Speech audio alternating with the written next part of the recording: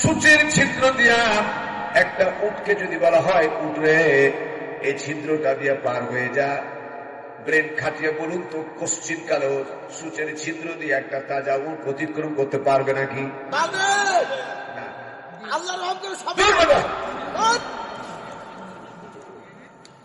পারবে? আল্লাহ এক্সাম্পল দিতে পারবে না। আল্লাহ পারবে না এমন কোন কাজ নাই।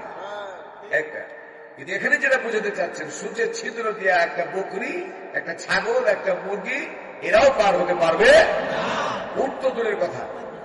আল্লাহ পাক বলছেন, কি বলছেন দেখান এদিকে, আল্লাহ পাক বলছেন হাত্তা ইয়ালিজাল জামালু ফি সাম্মিল খিয়াত, সূচের ছিদ্র দিয়ে একটা তাজা উট অতিক্রম করা যেমন অসম্ভব, যারা আমার কোরআনকে মিথ্যা বানালো এবং যারা অহংকার করে আমার জমিনে চললো, ওই ব্যক্তিরা আমার জান্নাতে যাওয়া এর চাইতে আরো বেশি অসম্ভব। আমি কি বুঝাতে পেরেছি? এবার যেটা বলেন না পেরেছি কি ভাইরা আমার? সামান্য কিছুদিন পূর্বে এনটিভিতে একটা প্রোগ্রাম ছিল আমার।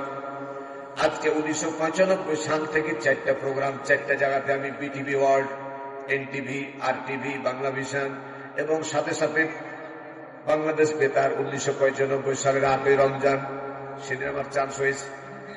আমার ভাইরা এনটিভিতে প্রোগ্রাম ছিল, আমরা কেবলমাত্র 4 জন ব্যক্তি প্রবেশ করলাম।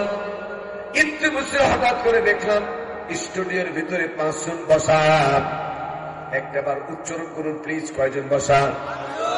নামগুলা কি বলবো? বলা দরকার আছে, বলা দরকার আছে, চিনে রাখার দরকার আছে এদেরকে, ঠিক না? ঠিক। 1 নম্বর হলো ঢাকা ইউনিভার্সিটির বাংলা বিভাগের ডক্টর শাম্মী আক্তার রুনা। 2 নম্বর হলো ইসলামী ফাউন্ডেশনের তখন তিনি মহাপরিচালক ছিলেন, যার নামটা বললেই মাঝে মধ্যে অজু নষ্ট হয়ে যায়, শামীম আফজাল। নাম শুনছেন আপনারা? শুনেন নাই? শামীম আফজাল। আমার ভাইরা ফেরাউনের চাইতে খারাপ এই শামীম আফজাল। 2 নম্বর হল যাত্রাবাড়ির সাবেক মুহতামিম মুফতি নিয়ামতুল্লাহ, নামটা হলো নিয়ামতুল্লাহ, কাম হলো গজবেতুল্লাহ। আর একটা হলো বাইতুল মুকাররমের সাবেক খতিব মহোদয়।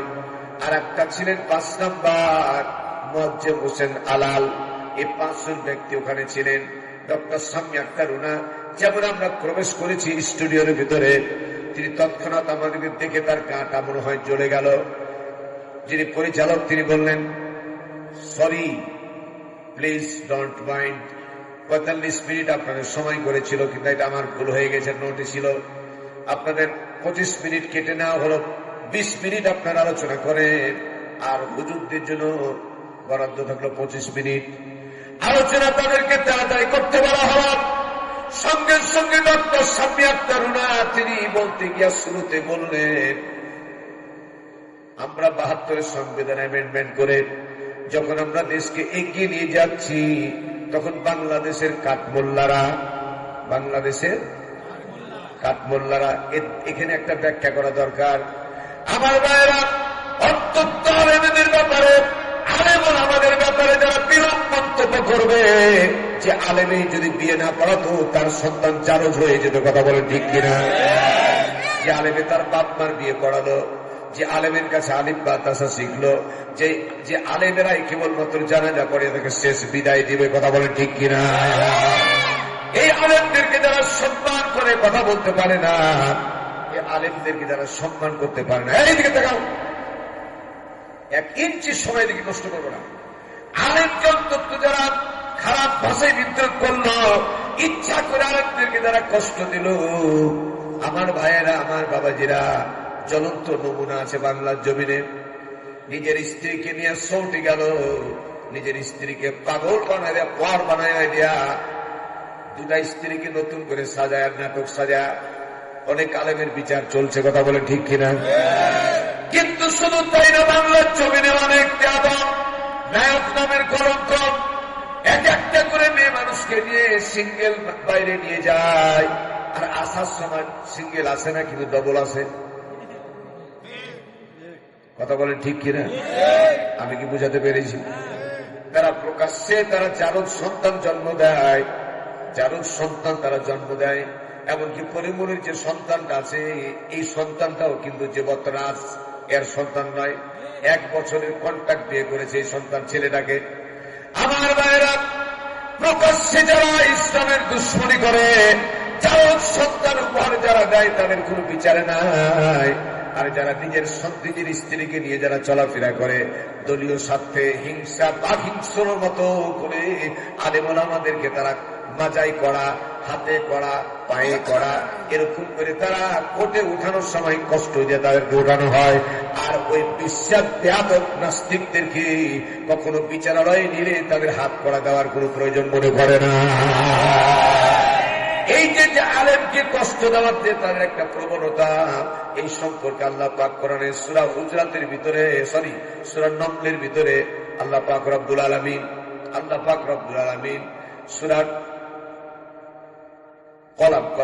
সূরা কলামের 13 নম্বর আয়াত। কোন সূরা? সূরা কলাম। কয় নম্বর আয়াত? আল্লাহ পাক বলছেন, যারা ওহীর জ্ঞানকে ধারণ করেছে, ওহীর জ্ঞান ধারণ যারা করে তারাই হলো আলেম।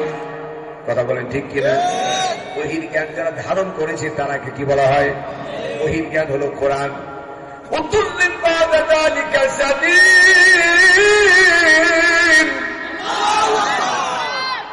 যারা আলেমদেরকে সহ্য করতে পারে না, আলেমদেরকে বিভিন্নভাবে শায়েস্তা করার চেষ্টা করে, আলেমদেরকে গালি দেয়, কাঠমোল্লা বলে আখ্যাদান করে, তাদেরকে ভালো করে পরীক্ষা নিরীক্ষা করে দেখো, তারা হালাল সন্তান নয়, তারা হলো জারদ সন্তান। এ কথা বলেছেন কে? আল্লাহ। ডাইরেক্ট কে বলেছেন? অনেকে কষ্ট পাচ্ছেন মনে হয়। কে বলেছেন? দোষ হলে কার হবে? আল্লাহ দোষ হবে। আব্দুল বাসিরের বাবারও কথা না, এটা কোন নবীরও কথা না। আর আল্লাহ যেটা লিখে দিয়েছে এটা দোষের নয়, এটাই সঠিক। ঠিক না ঠিক? আমার ভাইরা, 100% প্রতীয়মান হয়ে গেছে। যারা আলেমদেরকে কটাক্ষ করবে, গালিগালাজ দিবে, আলেমদের কষ্ট দিবে, তারা স্বাভাবিক সন্তান নয়, তারা হলো জারদ সন্তান। কার কথা? আর একটা বার জোরে বলেন, কার কথা? আর এই ময়দানগুলোতে এসে এই কথাগুলো যারা সহ্য করতে পারবে না, যারা দেখবেন এই কথা আসলেই উঠাউটি শুরু করবে, সবাই না, একান্ত পেশাব করতে যেতে পারে, একান্ত যাবে, কিন্তু এই সমস্ত কথা শোনার পরে যখন দেখবেন কয়েল জ্বলবে, কয়েল জ্বলার সাথে সাথে কিন্তু মশা পালাবে। এটা স্বাভাবিক, ঠিক না ঠিক? কোরআনের তথ্যভিত্তিক কথা যখন মানুষের কানে দেওয়া হবে, আর ওই মুহূর্তে মশার মতো তারা উঠতে শুরু করবে। উতুল্লিম বাদা জালিকা জালিম, দেখতেন পরিচয় নিয়ে এদের জন্মের দোষ আছে।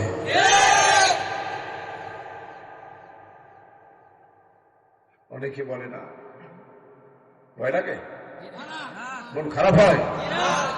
হক কথা শুনতে হবে, হক কথা বলতে হবে, তাহলে কোরআন কিয়ামতের মানে তোমার বিরুদ্ধে আল্লাহর দরবারে মামলা দায়ের করবে। ঠিক না বেটি? আমি কারো নাম নিয়ে কোনো কথা বলছি না। আমি যদি এই কাজ করি, আমি জারদ সন্তানের মধ্যে পড়ে যাবো। ঠিক না বেটি? যে কোনো মূল্যে ব্যাংক যেমন ছিল নবীর পক্ষে, আমাদেরকে যে কোনো মূল্যে থাকতে হবে কোরআনের পক্ষে। আজ বাংলার জমিন থেকে, বাংলার ভূখণ্ড থেকে ইসলামের পতাকা উত্তীর্ণ করার জন্য তাওহীদবাদীরা, মুসলমানরা কোরআন মুখে নিয়ে ইসলামের পতাকা তোলার জন্য কোন সিদ্ধান্ত যদি আছে, যারা যে অবস্থাতে আছো তারা সে অবস্থায় কারা কারা প্রস্তুত থাকবে হাত তুলে রাখা।